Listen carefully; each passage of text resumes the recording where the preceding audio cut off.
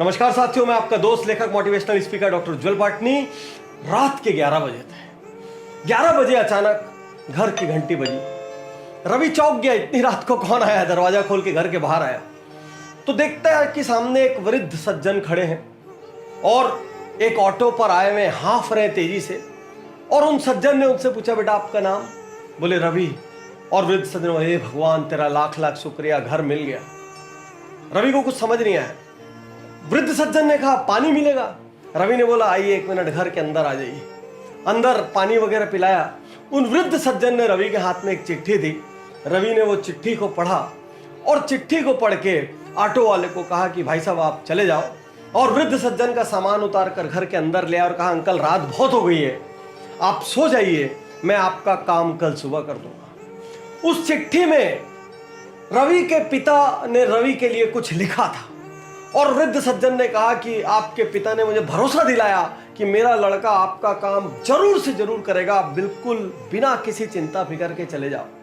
बात यह थी कि उस वृद्ध सज्जन के एकमात्र बेटे का अचानक देहांत सड़क दुर्घटना में हो गया था। बूढ़े और बुढ़िया घर में थे और लालन पालन की दिक्कत होने लग गई थी, दैनिक जीवन के खर्चों की दिक्कत होने लग गई थी। तो वो नहीं चाहते थे अपने बेटे की मृत्यु का कंपेंसेशन लेना, लेकिन उसके बावजूद भी कुछ जब रास्ता नहीं बचा तो उनको लेने का सोचना पड़ा। और जब सोचना पड़ा तो उनको पता चला एक कागज है, वो कागज दिल्ली में जाके उनको सर्टिफाई कराना पड़ेगा। वो सालों साल से वृद्ध सज्जन कभी अपने छोटे से गांव से निकले नहीं थे। दिल्ली उनके लिए बहुत डरावनी, बहुत बड़ी जगह थी।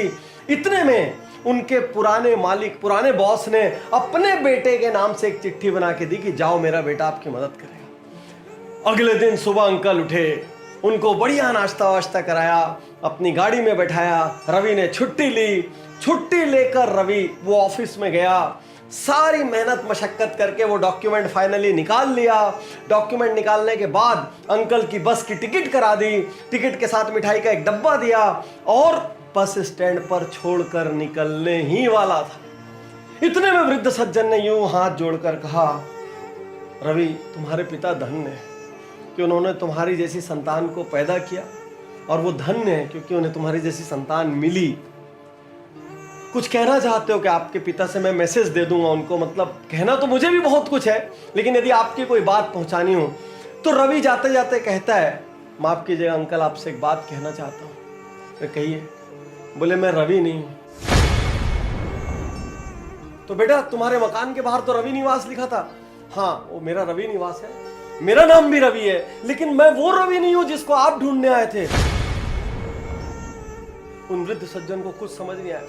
बोले अंकल जब आप रात को आए थे आप हाँफ रहे थे, लेकिन आपकी आंखों में उम्मीद थी कि उनका बेटा मदद करेगा। जब मैंने चिट्ठी पढ़ी तो मुझे मेरे पिता का ध्यान आ गया, जिनके लिए मैं जीवन भर कुछ नहीं कर पाया, और मैंने आपके वाले रवि को फोन किया। वो एकदम से हिल गया भीतर तक, क्योंकि वो कहीं बाहर गया हुआ था और 8-10 दिन बाद आने वाला था। मेरे पास हिम्मत नहीं थी आपकी उम्र को देखते हुए, आपके इमोशंस को देखते हुए कि मैं आपको वापस भेज सकूं, और मैंने निर्णय लिया कि मैं आपका ये काम करूंगा। और अब उस वृद्ध व्यक्ति की आंखों से झड़ झड़ झड़ झड़ आंसू बहने लगे। बोले तुम रवि को जानते भी नहीं हो? बोले अंकल मैं नहीं जानता हूं, आपकी चिट्ठी में फोन नंबर था उसी से लगाया। तुम वो रवि भी नहीं हो? बोले नहीं मैं वो रवि भी नहीं। फिर भी तुमने मेरे लिए छुट्टी ली और इतना किया। कौन कहता है भगवान नहीं होते? कौन कहता है भगवान नहीं होते? कौन कहता है भगवान नहीं होते? कहते हुए बस में चढ़ गए और चले गए। और रवि उस दिन अपने घर पहुंचा और उसको अपने जीवन की सबसे बड़ी, सबसे बढ़िया, सबसे बेहतरीन नींद आई। साथियों हर आदमी दुनिया में अपने रिश्तेदारों की मदद करता है, अपने दोस्तों की मदद करता है, अपने परिवार वालों की मदद करता है, अपने स्टाफ की मदद करता है। बस इतने में उसकी दुनिया खत्म हो जाती है। जो यहां तक भी नहीं करते, आपके लिए तो मैं क्या कहूं, आप तो उस भगवान के प्रति कृतज्ञ भी नहीं है जिसने आपको इस धरती में भेजा है और आपको इस लायक बनाया कि आप किसी के लिए कर सकते हैं। आज मैं हर वीडियो देखने वाले से कहना चाहता हूं, हर उज्जवल पाटनी यूट्यूब चैनल के फैन, फॉलोअर, सब्सक्राइबर से कहना चाहता हूं, जिंदगी में अनेक बार उनकी मदद कीजिए जिनको आप जानते भी नहीं है और आपको पता है ये मदद करके मेरे को बदले में कुछ मिलने वाला भी नहीं है।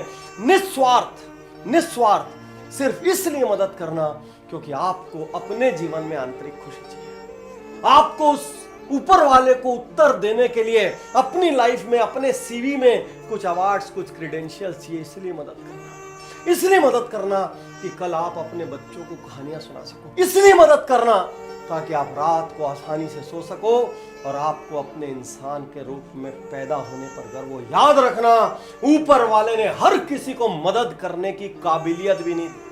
दुनिया में ऐसे हजारों लाखों लोग हैं जो चाह के भी किसी की मदद नहीं कर सकते, लेकिन यदि आप मदद कर सकते हो ना, तो समझना ऊपर वाले ने आपको वीआईपी बनाकर इस धरती पर भेजा। और आपसे ये कहना चाहता हूं, मेरे इस मिशन को भी आपकी मदद की जरूरत है।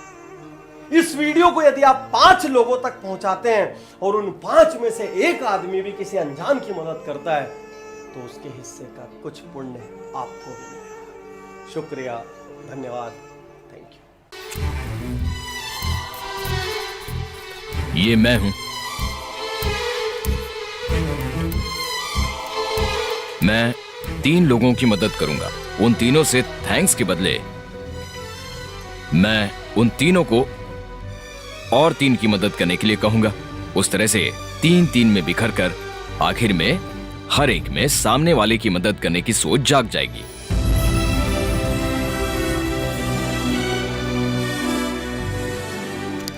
हम जब अनजान इंसान की हेल्प करते हैं, तब उनमें भी दूसरों की मदद करने की सोच जाग जाती है।